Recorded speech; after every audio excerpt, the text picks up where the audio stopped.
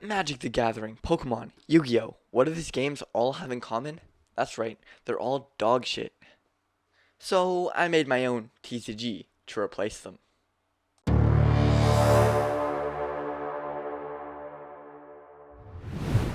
The situation where updates to a game introduce more powerful units or abilities, leaving the older ones underpowered.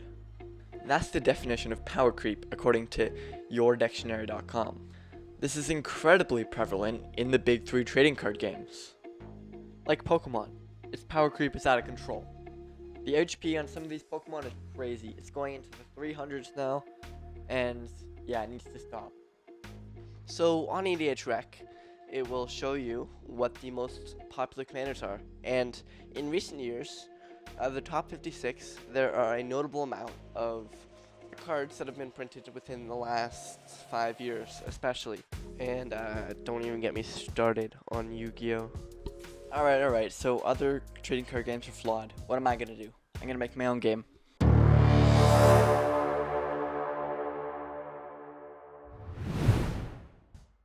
So in order to even start working on my game, let alone a trading card game, I need to know what the trading cards are going to be about. What is the object of my game? Well, some of you, albeit very few, have probably seen my series of devlogs on a rat game I've been working on. I think it would be great because they're literally rats. I'm pretty sure you can't copyright rats. And since the rats, I can give any of them attributes that humans could have, like it could be a nurse rat or a healer rat or a rat archer. And also I could use AI art, which would be really time efficient. As a card game, I felt like a resource system would be important so that the game wouldn't turn into the shit show that is Yu-Gi-Oh! I could do something like Magic with lands or some other resource system, but anyone who has ever played Magic knows the volatility of land cards. So I think I was going to use a different resource system. This is why I like Hearthstone's resource system, because in Hearthstone you get a guaranteed mana each turn regardless of what you draw. And I like this because it takes away luck from the game and makes it a lot more skill based. And it also prevents people from being mad and disliking my game. Me explaining my game to you like this probably won't give you a full picture on how the game is played. So I'm going to show you a little bit of gameplay just of me playing against myself so I can show you how that plays better.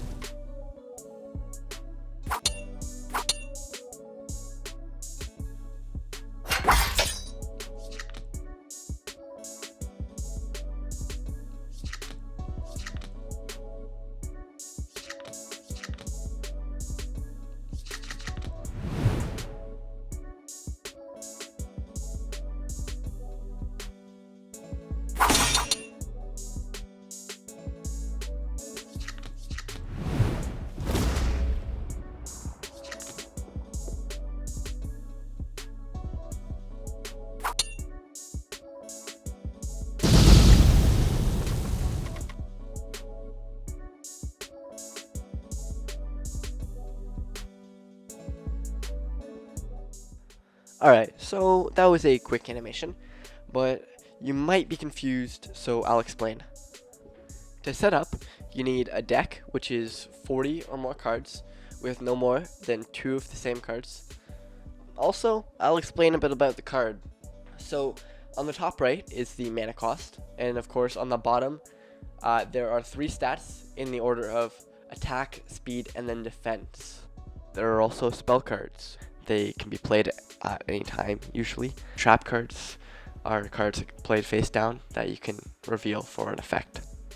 With that background over with, I will now explain how to play. So once you have set up, you're going to, you have your deck and you're going to draw 7 cards. And then you're going to place 5 cards face down in front of you. These are your defenders. Once you lose all of them, you lose the game. So you want to keep them from being attacked. There are 3 phases in a turn. First is your cycle turn, which is basically when both players go back and forth playing cards or doing actions or passing until both players have passed sequentially. On the first turn, you will have 3 mana to use, which you use in total. So if you play a 2 mana card, you can only play 1 extra mana on that turn. Each turn, the mana goes up by 2. So turn 2, you'll have 5, turn 3, you'll have 7, etc. And on turn 10, you will have infinite mana. Once you and your opponent have both passed, instead of playing a card in the cycle phase, it becomes the reveal phase, when all cards you wish to be part of combat will be revealed. After that is combat, where the beginning of combat triggers are taken care of. Then you look for the creature with the lowest speed, both yours and your opponent's, and that creature will choose its action first.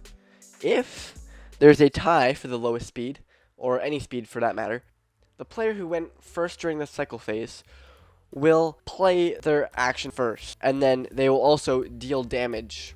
There are 4 main actions that you can choose. There's the attack, the block, the protect, and then there's the attack defender. So, attack means that you attack another creature and deal damage equal to your attack power to that creature, and if that creature has less than 0 defense or 0 defense, then they die. The block action means that you can block a creature. It doesn't have to be attacking. And if that creature attacks or attacks a defender, then they instead attack you. The protect action means that you can protect another creature, and if that creature that you're protecting is attacked, the attack is redirected to the creature that is protecting.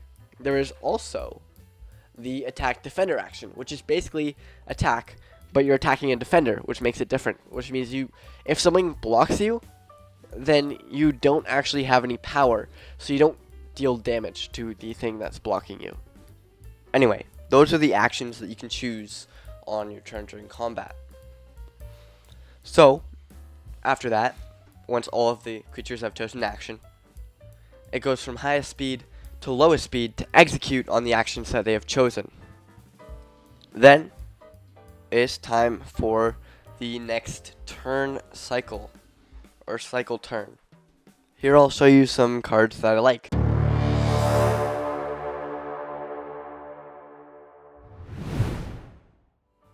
I like the Hermit because in trading card games I play annoying strategies, and this sounds like a really annoying strategy that I would like.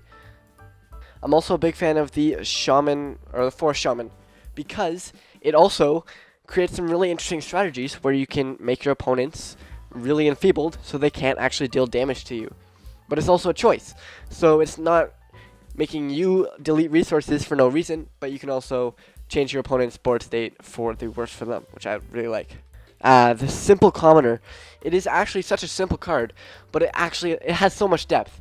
It pairs well with many cards because it's loyal, and the one thing, it can't be discarded. But it's a 0 mana card, which makes it really, really good. The only thing is that it is a little worse later in the game, but I think it's really good early game. The opponent is always going to be scheming with something, and that's why I like Warmonger, because you can literally just stop their plans outright and make them just play one more card, and then combat starts. It's really one of my favorite cards. I'm going to add some more mice into the game probably, so it'll combo with more mice cards, and yeah, I think it's really cool. Is this system actually fun? Well, I've received a lot of different, I've played with a lot of people, and I've received a lot of different kinds of feedback, but I think overall it's a pretty fun game. I've enjoyed it, my brother has enjoyed it, some of my friends have enjoyed it less, but I guess they're just not as big brain as me, and a lot of my friends have enjoyed it. So, I think the system has some flaws. One of the biggest flaws is that in combat, when you're both choosing your actions, it's kind of slow. You're not doing anything, and it can get tiring when you get into the later rounds and you're still doing that. So that is something I would like to try to fix. But other than that, I really think it's fun, and especially since I only have like 40 different cards, it's got a lot of variety in each game, and each game feels very different. And not all the cards are balanced, but I don't think they need to be necessarily for it to be a fun game. This game is also in beta demo. Like, everything here is not final. So if you have any suggestions, I would really appreciate feedback in the comments, because I want to make this the best game possible, and that is only possible if other people can chime in and help me with the development process. If you like what you saw in this video, then you can pick a copy up for yourself. It is in demo. These cards will not be playable in the actual final release of the game if I actually end up doing that. But I think it's a really fun game, so if you liked what you saw, then feel free to pick it up. It's a little expensive, but it's the cheapest I can actually make it. So I'm barely making any profit. I'm making like 50 cents per order.